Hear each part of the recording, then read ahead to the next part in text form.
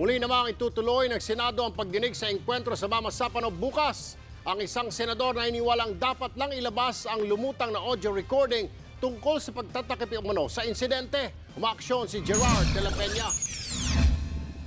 Bukas muling iimbestigahan ng Senado ang engkwentro sa Mama Sapano. Si Senator Bongbong Marcos nauna na sa pagtalakay nito sa kanyang privilege speech kanina. To review and to examine the circumstances and the reason why Mama Sapano happened the way it did. Why so many of our best and brightest men in uniform were brought down the way that they were.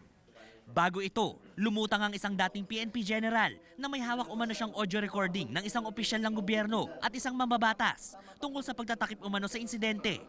Matatanda ang noong nakaraang taon ay kumalat din ang umano'y pag-uusap noon ni na Senador Bongbong Marcos at Presidential Assistant on the Peace Process Ging Deles tungkol sa posible umanong epekto ng engkwentro sa Bangsamoro Basic Law. Pero ang senador dumepensa.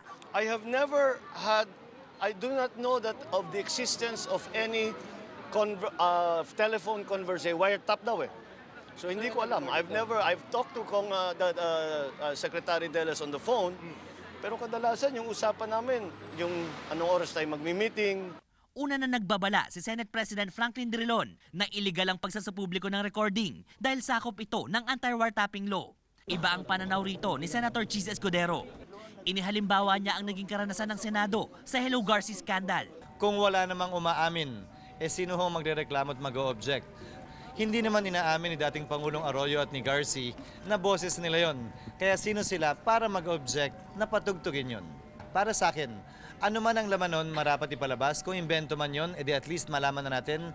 Sabi naman ni Senator Antonio Trillanes IV, dapat isa publiko ang napag-usapan sa executive session noong unang pagdinig. Ibang-iba ang makikita ng media at ng mga kababayan natin. Hindi nyo na iisipin na kasama na liable si Presidente Aquino. Umaaksyon, Gerard de la Peña, News 5. Be sure to come back. Use 5 everywhere. Copyright 2016.